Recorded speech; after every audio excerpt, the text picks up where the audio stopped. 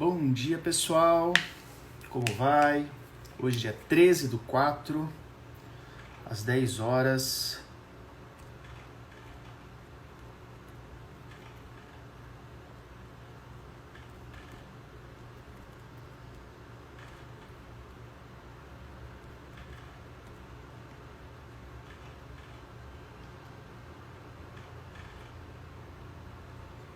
Bom dia.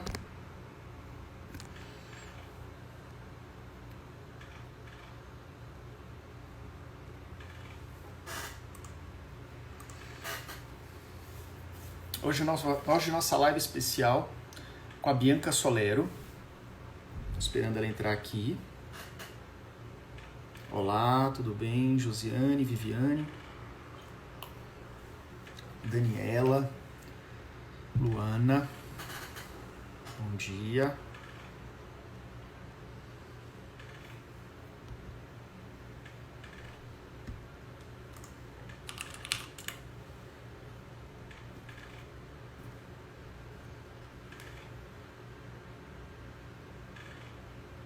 Como vai, pessoal?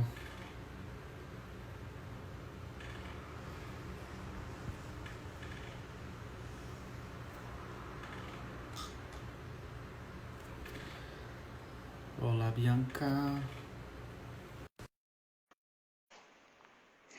Bom dia, pessoal. Bom dia, Estela. Como vai? Conectando aqui com a Bianca. Olá, Oi, Bianca. tudo Tudo bem? bem? Yuri, Como vai? tudo E bom? aí? Tudo jóia, graças a Gente, Deus. como é que tá a quarentena aí? Tá com os filhos? Tudo certinho? Tô com aquela trilha sonora de fundo que daqui a pouco vocês vão ouvir, né? Toda live que eu Não faço, fica em silêncio muito tempo, né? eu já deixo meu público bem preparado, porque eles vão ouvir. Tá certo. Gente, eu quero apresentar a vocês a Bianca Solero. Eu já estive no Instagram dela no ano passado. É a primeira vez que ela está no nosso Instagram. Seja muito bem-vinda, Bianca. E o que a Obrigada, gente vai Yuri. tratar hoje, o tema é um tema que é uma frase, né? Que a gente é um tema muito abrangente, que é pare de perguntar o que o seu filho vai ser. Inclusive é o título do livro dela, né? Ela é pedagoga, escritora, você é psicóloga também, né? É Não sou psicóloga. pedagoga, não. Eu sou É psicóloga, psicóloga, arte exatamente. educadora e arte terapeuta. Exatamente. Então, eu quero até que ela Tô possa se pegando aqui o livro, apresentar. ó. Isso. Se apresentar, apresentar o livro pra gente e a gente começar a falar sobre esse tema tão importante, né? Que tem a ver sobre um pouco sobre futuro, sobre até frustração, né?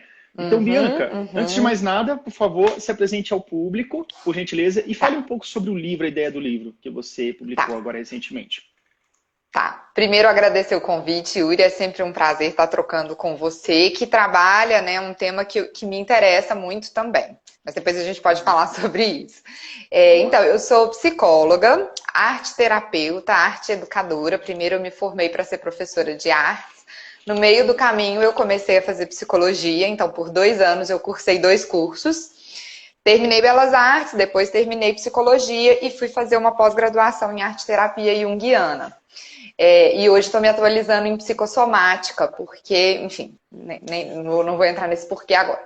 E aí, eu sempre trabalhei com crianças, né? Tem 19 anos, ou seja, desde quando eu tinha uns 16 anos, eu trabalhava com crianças com práticas criativas antes mesmo de entrar na faculdade. Depois que eu entrei na faculdade, isso só foi se oficializando, né? E tornando mesmo o meu ofício. E eu sempre percebi muito essa conexão do nosso desenvolvimento criativo com a nossa aproximação com a nossa essência, o que eu chamo de nosso foguinho interno, e Jung falaria que é o nosso self, né? Aquilo que a gente veio a ser no mundo. E talvez fazendo uma ponte a respeito da psicossomática, muitas dos sintomas que a gente tem corporal, né, físico, eles são muitas vezes alertas de que a gente está se desviando do nosso caminho, né? E olhar para a vida através dessa simbologia é uma coisa que eu gosto muito e que não deixa de ser colocar de fato a nossa criatividade, né? Que a criatividade chama a gente para fazer analogias, metáforas e para olhar a vida para além do racional, para o que ela tem de simbólico de mensagens simbólicas.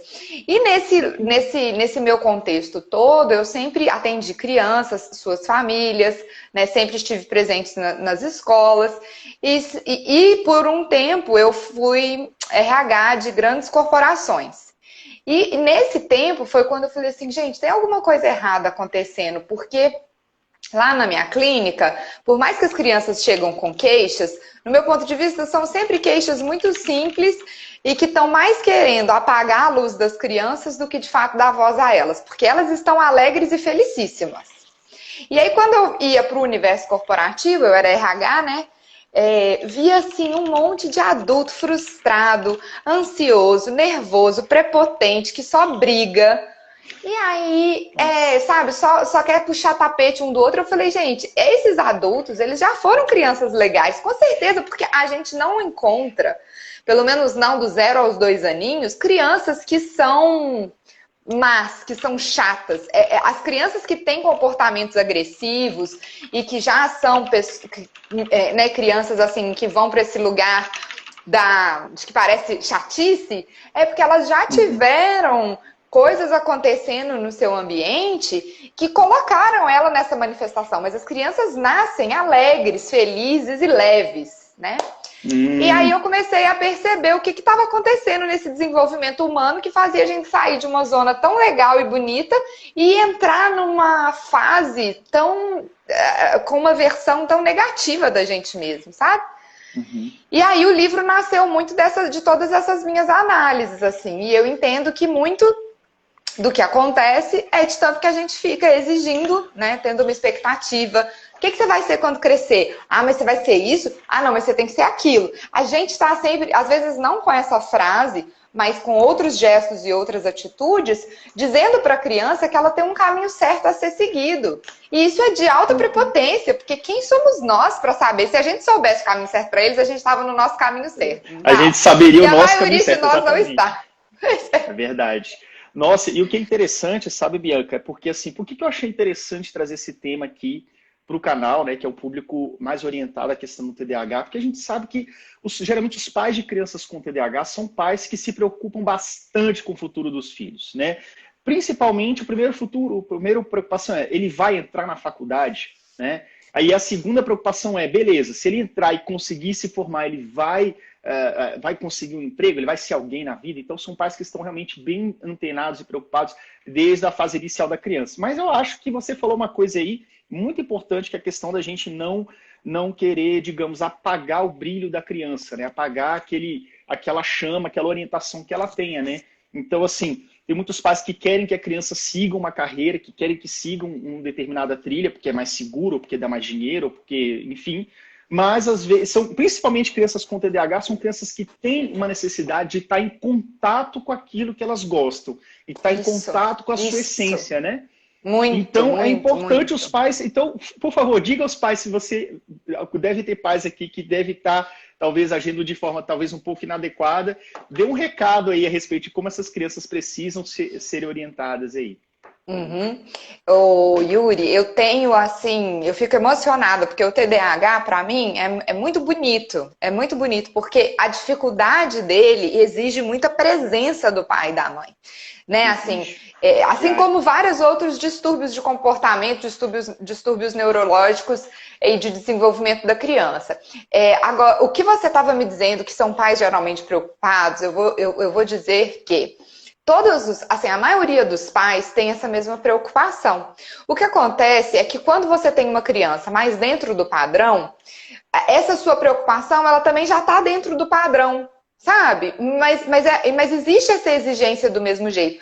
Quando você pega uma criança fora do padrão, me parece que o pensamento já ia ser meio difícil se o meu filho fosse uma criança normal. O meu filho tendo exigências de desenvolvimento cognitivo fora do padrão, putz, vai ser mais difícil ainda. E aí é horrível que a gente queira colocá-lo numa linha, né? Porque quanto mais a gente quiser colocar numa linha que supostamente é a ideal, mais sintomático vai ser este TDAH, mais problemático vai ser. Porque eu digo que o TDAH, o autismo, todos esses outros distúrbios, eles vêm no mundo por vários motivos, mas um deles é simplesmente para nos lembrar de que somos todos diferentes. E que cada criança, por mais que ela pareça normal, ela tem a sua exigência individual de desenvolvimento, né? Tanto que a gente sabe que existem várias formas de aprender. Tem gente que aprende mais ouvindo, tem gente que aprende mais pelo modo visual, tem gente que aprende mais pelo oral. Tem gente que são estilos de aprendizagem, né? São mesmo. Então, assim, eu tenho um jeito de aprender que é diferente do seu, né? E que é diferente de várias outras pessoas. E a gente vai se esquecendo disso, né? Então, é muito importante saber que quanto mais o seu filho te exige essa atenção e esse esforço, mais mais eu entendo como sendo um chamado de que você respeite a essência dele, porque aí isso que você falou é maravilhoso, que é o seguinte, TDAH. A nomenclatura é transtorno do déficit de atenção e hiperatividade. Mas quando a criança está numa zona de prazer, quando ela está realizando aquilo que ela gosta, não tem déficit de atenção e nem tem hiperatividade. E muitas vezes. Só que acontece é que ela tem, sim, por ter esse distúrbio, uma dificuldade de permanecer no grupo. Ela tem uma dificuldade de fazer atividades que são massivas, que são grupais, e que sim, é importante que ela tente aprender a se comportar no grupo, porque a vida é social, a vida é grupal. Sim. Mas é muito importante que a gente olhe que ela tem um jeitinho de funcionar e que funciona muito bem quanto mais ela for respeitada na sua individualidade. Né? Então, é muito bonito ver isso. Uma coisa que é interessante até, você falando a respeito de individualidade, do comportamento humano assim, único, né? Você falou alguma coisa aqui que eu achei muito importante, que é o seguinte, a questão da divergência entre o que a criança está sentindo e o que o pai acha que a criança está sentindo. Eu tenho certeza que deve ter chegado no momento que você estava no seu consultório, você vê a criança entrando toda feliz, toda tranquila, e o pai fala assim, olha, ela anda muito agitada, ela anda nervosa, ela anda estressada, ela não gosta disso, não gosta daquilo. E a criança não, às vezes ela está tendo uma visão completamente diferente. Então, às vezes o pai parar, tirar de si a responsabilidade de dizer até o que a criança sente, até o que a criança quer, e direcionar mais para a criança, né? Que mesmo sendo um ser ainda imaturo, mas ela tem suas vontades, suas necessidades, os seus objetivos particulares, né? Então é importante essa questão de você também voltar os olhos. Você tem uma situação em casa, às vezes uma criança ela anda bastante, essa questão do psicossomático, né? Se a criança pode estar estressada com uma determinada situação, você já parou para ouvi-la? Você já parou para saber o que ela realmente deseja fazer? Até para essa questão profissional no futuro, né? Pare de perguntar o que seu filho vai ser. Às vezes você ficar de olho na criatividade da criança, como ela conduz, os gostos dela, já é um indício que você deve deixar ela fazer, né? Enfim, deixar ela realizar. Com certeza. E eu costumo dizer assim, que não é porque, por exemplo, meu filho tem 1 ano e meio, ele é apaixonado com moto e com violão, uma coisa. Ele sobe, eu tô na casa dos meus pais fazendo a quarentena, então já tem mais de 21 dias que eu tô aqui, e o meu pai tem uma moto que fica na garagem. Se eu deixar o meu filho sozinho, ele vai na garagem e ele sobe na moto sozinho. Ele tem 1 ano e meio. Outro dia eu fiz um vídeo, que eu cheguei assim, fiquei olhando, porque eu já tinha pegado ele 3 vezes lá em cima da moto. Quer dizer que ele vai ser um super motoqueiro? Não. Agora, quer dizer que se eu, como mãe atenta, nutrir, entender, tratar esse gostinho dele com respeito, permitir que ele vai dar uma voltinha com o vô, até porque aqui nós temos um quintal grande, sabe? Nem que seja ficar dando volta assim no quintal com o vô. Pertinho. E olhar para isso como algo genuíno dele, ele vai se aproximando dos seus guias internos. E esta intimidade que a criança cria com os seus guias internos é o que vai fazer com que ela assuma na vida adulta um caminho mais autêntico e mais próximo de uma realização sustentável. E por que eu uso essa palavra sustentável? Porque realização a toque de caixa do tipo, Ai, ele é rico. Ai, ele virou CEO de não sei onde. Ai, ele não sei... Nossa, ele deve ser muito realizado.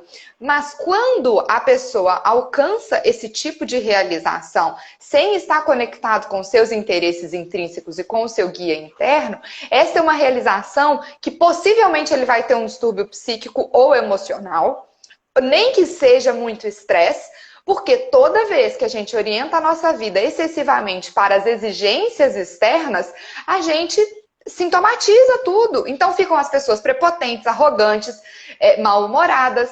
Então teve uma pessoa aqui que perguntou, a Aline, ela falou, crescemos com essas perguntas, né, do que seu filho vai ser e tal. E fomos criados numa sociedade que exige isso. Só que a sociedade, ela está equivocada e me parece até que esse momento que a gente está vivendo é para mostrar que estamos equivocados. A sociedade, o mundo, ou melhor, a natureza, deseja que nós sejamos realizados. Mas para que a gente seja realizado, está em questão a gente encontrar o nosso caminho, e isso tem a ver com a nossa autenticidade. E toda vez que você movimentar esse caminho com mais exigências externas do que olhar para dentro, mais você vai ficar doente, mais você vai se desviar do seu caminho mesmo, né? Então, isso que você estava dizendo, assim, de que talvez essas crianças com TDAH, já que elas funcionam bem na sua zona de prazer, talvez elas possam ser até mais facilmente nos dar indícios de como a gente pode nutrir essa relação delas com o seu guia interno. Talvez elas possam ser crianças com mais chances de serem realizadas sustentavelmente do que o contrário. É muito interessante a gente pensar sobre isso, né, Yuri? E isso tem a ver também com a questão da realização da criança, né? E até o fato do pai, por exemplo, olha a pergunta que chegou aqui que eu achei interessantíssima. Foi a Viviane que colocou assim, eu não pergunto, mas meu filho sempre fala que quer ser pizzaiolo. Mas cada coisa que ela acha legal, quer fazer, ela diz que quer ser passador de preço de caixa.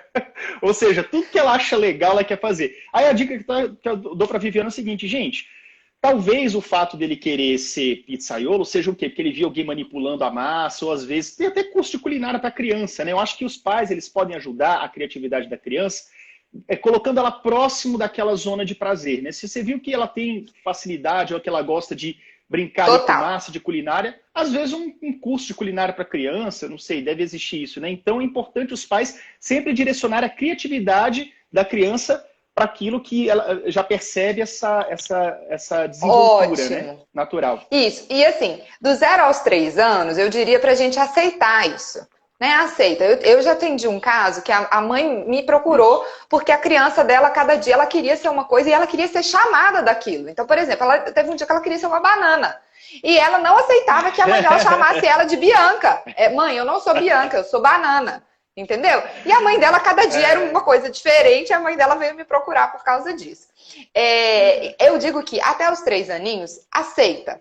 Brinca, banana, não sei o que, agora você é um mosquito, agora você é um elefante, enfim, aceitando da criança. A partir dos 3 aninhos, já tem uma intervenção que nós adultos podemos fazer, que pode ser muito nutritiva, que é perguntar, filha, você quer ser uma banana? Por quê? O que você achou de legal na banana? Você quer ser um pizzaiolo? O que você acha que ele faz de tão legal? Porque a nossa visão pouco criativa, porque nós adultos, né, fomos distanciados da nossa criatividade, pode fazer com que a gente diminua as possibilidades de leitura daquilo. Então, por exemplo, às vezes o menino gosta de ser pizzaiolo, mas ele queria ser mesmo era malabarista, porque ele só gosta daquilo que o cara fica fazendo assim com o dedo. De girar a massa, né? Olha só, Exato. Isso que é importante perguntar e a fundo no desenho. Ou ele gosta, tipo, de quebra-cabeça, porque ele fica fazendo montagens em cima da pizza. Então, a gente entender que simplesmente aquilo está numa zona X e nutrir aquela zona, sem antes perguntar. Agora, essa pergunta ela vai ser nutritiva depois dos 3 aninhos. Antes, ela não vai ter muita resposta legal. Então, o que você gostou no pizzaiolo? O que você gostou nesse moço que está passando caixa? Será que é porque ele está fazendo conta de matemática? Será que é porque ele está conversando com um cliente e ele quer mesmo ficar conversando o dia inteiro? Ou será que é porque ele está no computador o dia inteiro? sei lá, sabe? Então eu acho que essas são algumas das intervenções nutritivas que o adulto pode fazer e que pode aproximá-lo. Agora, uma coisa que eu queria falar, Yuri, que você estava falando antes, assim, da importância da gente equilibrar limite com liberdade criativa. No meu livro, eu escrevi sobre a tríade da educação criativa. Limite e liberdade criativa são dois pilares. E que com os TDAHs e outras crianças que fogem do desenvolvimento padrão, fica mais evidente ainda que alguns limites, não é porque a criança tem tal diagnóstico que ela não vai conseguir lidar com aquele limite. Ela precisa lidar com, não são todos, mas com alguns. A gente precisa escolher alguns.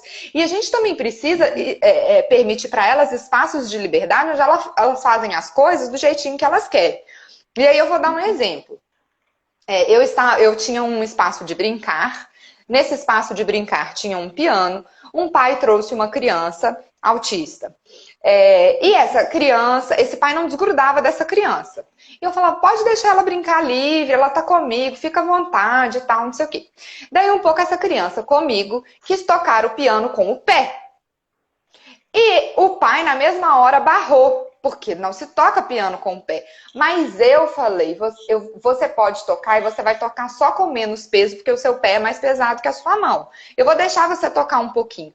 Um pouquinho que essa criança tocou, ela se sentiu nutrida da sua própria vontade e esqueceu daquilo, não quis mais. Então, às vezes, a gente cerceia demais um comportamento que, veja, ele não está na casa da avó. Ele não está no shopping, ele está num espaço de brincar, ou seja, de todos os lugares da vida onde ele poderia satisfazer a sua vontade de tocar um piano com o pé, era no espaço de brincar. E aí, se o pai não tem essa noção de que horas que dá para eu permitir o meu filho fazer e de que horas que não dá, as coisas vão entrando mais nesse lugar de distanciar a criança de si mesmo, das suas vontades e da sua autenticidade que todos nós temos, independente de qualquer tipo de diagnóstico, né? Então, é importante falar sobre isso. Então, olha só que legal. Com relação à orientação, né? Que isso aí é o pai orientando. Tudo bem que a gente estava falando assim de talvez um exemplo de um pai que coloca numa redoma, né? E a gente percebe um pouco essa tendência, porque filhos diagnosticados com TDAH, pelo menos que eu perceba na grande maioria dos pais que me seguem, procuram proteger demais os filhos porque creem que eles não vão conseguir vencer as dificuldades que a vida trará. Às vezes a dificuldade nem chegou, o pai já está assim, protegendo e botando escudo. E não, a criança ela precisa experimentar, ela precisa se frustrar, precisa lidar com a sua frustração. Então, e tudo isso faz parte do processo, né? Aí o que eu lhe pergunto é o seguinte, é justamente essa questão do pai entender com esse olhar de que às vezes proteger demais, você está privando a sua criança de testar e experimentar sensações e experiências. Que só assim ela vai saber o que é bom para ela, o que não é bom para ela. Como você falou, a criança tocou com o pé e falou assim, nossa, tocar com o pé é sem graça, né? Não vou fazer mais isso não. Agora, se o pai ficasse tolindo, ela poderia dormir com aquela ideia assim, não, mas se eu tocasse com o pé? Aí assim, ou seja, isso atrasa um pouco as experiências de vai e volta da criança, né? De experimentar coisa nova, né? Então é importante os pais terem essa visão, não é? Sim, com certeza, e é isso que eu tenho mais trabalhado hoje em dia, e tem um vídeo meu recente no meu Instagram que fala assim, a gente vê os nossos filhos através de um óculos invisível, não é esse que eu estou usando. Todo mundo tem um óculos invisível. Esse óculos invisível, ele foi configurado com as nossas experiências de vida, especialmente com as experiências da nossa infância. Então, tudo aquilo que a gente vê no nosso filho, os medos que a gente tem a respeito do seu próprio caminho, são medos que a gente teve do nosso próprio caminho.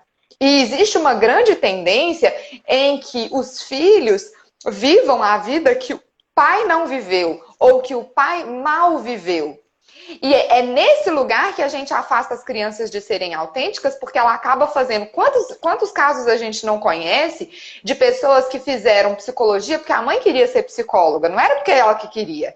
Aí ela vai e entrega o diploma, que fez direito, que fez medicina, porque o pai queria, não porque ele queria. E aí, nessa nossa confusão, pra gente diminuir essas nossas angústias, o que o meu filho vai ser, e se o meu filho vai se dar bem, e o meu filho tem TDAH, e eu tô com medo de ele chegar num grupo e ele não dá conta de ser gentil com as pessoas, e de ele ser bruto, e não sei o que. Vamos cuidar de limpar o nosso óculos. Pai e mãe, dediquem-se ao seu autoconhecimento.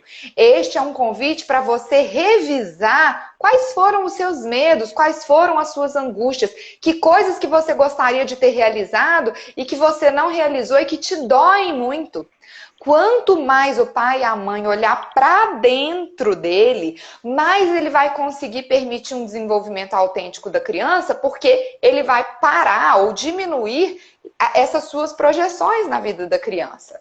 Né? Então, assim, sim, uma criança com TDAH vai ter exigências diferentes dos outros, mas isso não é o fim do mundo, porque você também teve, mesmo não tendo TDAH, talvez, você, pai e mãe, mesmo sendo interessado, uma criança normal, você teve as suas exigências que não foram ouvidas. E é neste lugar de elas não foram ouvidas que nasce todo o seu medo a respeito do seu filho. Então, a gente precisa demais cuidar disso, sabe? Sim, é mais ou menos por aí. O medo pode ser até hereditário, né? Às vezes a superproteção passou por gerações, né? O pai foi superprotetor, e aí você acredita que com o filho você tenha que ser superprotetor também, né? E isso tem a ver Exato. também com a questão de respeitar a individualidade da criança, né? Exatamente. Você comentou isso num vídeo recente a respeito dos pais respeitar a individualidade, né? Acho que você deve falar isso também mais a fundo no seu livro, né? E é importante vocês... Inclusive, eu gostaria até que você mostrasse novamente a capa do livro para que as mães pudessem adquirir também. Inclusive, você está... Em qual canal que elas podem comprar? Qual é a loja? Como é que a gente faz? Tem em todas as livrarias online, as principais. Tem na Amazon, tem na Cultura, tem na Leitura. Mas tem no meu site que você já ganha ele autografado. E ele tá com frete grátis no meu site também, não paga frete. Como é que faz para entrar no seu site? É Bianca Solero, com 2 L's, do jeito que tá escrito no meu Instagram, biancasolero.com.br. E aí vocês vão achar lá o livro rapidinho. O Otávio do Pai Vem Cá tá aqui dizendo, outro dia eu fiz uma live com ele, ele leu o livro e ele também super indica. Ele aí, ó. Uhum. Ele é querido. Então, isso que você me perguntou de individualidade é assim. Hoje a gente está vivendo um problema que se chama individualismo. Né? E o que é o individualismo e o egoísmo? São disfunções do seu indivíduo, do seu ego, na tentativa de se recuperar. Porém, como você foi tão anulado, você, em vez de tentar se recuperar de uma forma positiva, você tenta se recuperar a qualquer custo, que é o individualismo e que é o egoísmo. Sabe? Isso aí é uma coisa que a gente vê, por exemplo, eu costumo dizer que o individualismo acontece de tanto que a nossa individualidade foi negada. Então, lá na primeira infância, com crianças que brigam por brinquedos, o tempo inteiro o pai e a mãe só falam o quê? Tem que dividir, tem que dividir, tem que dividir. Não, gente, não é tudo que a gente tem que dividir, não. A criança tem o direito de não dividir aquilo que ela não quer. E isso não é egoísmo. Isto é ela se aproximar da sua vontade. E entender, a dica que eu dou sempre fala para a criança assim, que é para ela escolher um brinquedo que ela não divide e um outro que ela divide. Mas esse direito de eu ter alguma coisa que eu não divido está dentro da sua formação, da sua individualidade. De entender que, opa, não é assim eu me dou para todo mundo, não. Então quer dizer que tudo que é meu eu tenho que dividir? A gente não faz isso na vida adulta. E aí, se a gente não aprende saudavelmente a lidar com essa divisão, entendendo que tem coisas que eu divido e tem coisas que eu não divido, eu acabo me tornando uma pessoa altamente egoísta, individualista, porque na minha infância eu fui tão obrigada a dividir, que agora eu quero segurar. E aí eu seguro até coisas que não precisam. Né? Então, ou seja, eu fico nesse sintoma do egoísmo e do individualismo porque a minha individualidade não foi respeitada. Então, é muito importante para a gente olhar tudo isso. Isso. Fala. Inclusive, é a questão até isso vai impactar na nossa vida adulta, né? A questão de ser um adulto mais seguro das suas opiniões, das suas decisões, né? É claro que a gente tem aquela coisa que ninguém toca, que a gente tem aquele cuidado, aquele carinho, e as outras coisas que a gente consegue dividir numa boa. Então é importante o pai justamente identificar isso, esse padrão, e antes de sair julgando, você está sendo egoísta, tem que emprestar, tem que não sei o que, entender, filho, por que você não quer dar? Ah, porque eu gosto muito, foi vovó que me deu. Às vezes ele tem um motivo muito dele, pessoal. E aí o pai pode orientar, fala assim, ok, então tudo bem, isso aqui você pode guardar com cuidado, mas a gente também tem que aprender a dividir algumas coisas. Isso. Então, qual outro brinquedo você acha que consegue dividir com o seu coleguinha? Até que para que o coleguinha pode dividir algum dele com você também e ter essa troca. Ou seja, tudo conversado, pensado com calma, não é isso? Exatamente, perfeitamente. E sabendo que, assim, por exemplo, possivelmente as crianças com TDAH, elas vão ter mais dificuldade de dividir. Porque me parece que elas nasceram com esse oráculo de respeitar a mim mesmo. Por isso que elas são tão autênticas, por isso que elas são tão difíceis de lidar. Porque elas são elas mesmas, assim, elas estão seguras nisso, então elas têm mais dificuldade de abrir mão disso. Mas entender que em algum momento você, pai e mãe, precisa orientar. Então é assim, meu filho, olha, você tem esse brinquedo aqui que você não vai dividir. Esse brinquedo que você, esse aqui, a gente precisa achar algum que você vai dividir. Aí ele não quer, não quer, não quer. Bom, então a mamãe vai escolher esse aqui para você dividir. Você vai brincar com ele 10 minutos, na hora que o relógio despertar, você vai emprestar pro seu coleguinha. Ou 1 minuto, ou 2 minutos, sei lá, outra quantidade que a gente vê. E aí, bateu o relógio, eu tiro delicadamente, porque foi um combinado prévio, e entrego para a criança. E aí esse outro, ele vai chorar, vai espernear, e eu vou acolher. Porque a gente quer o tempo inteiro calar o menino. E nisso que a gente vai calando, a gente vai só fazendo e deixando de mostrar para ele que ele precisa também ceder em algum momento, sabe? Eu acho que a gente perdeu muito a mão de que horas a gente tem que deixar ceder e de que horas que a gente não vai ceder de jeito nenhum. É importante ter esse direito. Você quer emprestar para o seu coleguinha? Não, vira para o coleguinha e fala, ele não quer emprestar e você vai ter que respeitar. Num outro dia, num outro momento, ele vai te emprestar, né? A gente tá o tempo inteiro botando isso, fazendo disso um grande problema, né? Gente, o pior é que isso deve estar girando a chave na cabeça de muitos pais aí, eu tenho certeza. Tomara! Gente, eu acredito realmente nisso e eu até faço o convite, gente. Ó, se você está achando essa conversa bacana, tá? Se está achando essa live bacana, entrem no Instagram da Bianca Solero. Inclusive, ela é embaixadora da Pais e Filha, colunista embaixadora da Pais e Filhos, ou seja, ela tem essa propriedade de falar sobre essa questão parental de pais e filhos, essa questão hierárquica, como você lidar da melhor forma. Tem muitos pais aqui que às vezes eles sentem que erram a mão. Poxa, eu acho que eu mando demais, eu acho que eu obrigo demais, eu acho que eu brigo demais. Então, se acalma e procura esse tipo de informação, vai atrás da Bianca Solero. O livro dela também, compra na lojinha dela lá, que você já consegue receber ele autografado, tá? E Bianca, eu quero muito agradecer a sua participação nessa nossa live.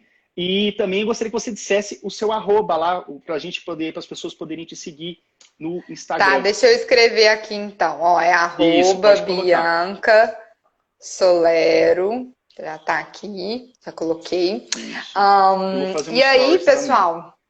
Ótimo, agradeço muito, Yuri. E dizer que assim, é muito isso, né? Eu vou abrir essa semana, ainda não divulguei, um grupo só focado em autoconhecimento de pais e mães, porque a chave está muito no que a gente guardou, né? Assim, lembrar que a gente precisa se perdoar, sabe? A gente está vivendo uma época que ficou sendo exigido que mãe e pai sejam perfeitos. E aí o pai e a mãe começam a estudar sobre educação e não dão conta de aplicar aquilo. E aí eles se sentem mais frustrados do que antes. Às vezes eles acabam desistindo desse caminho.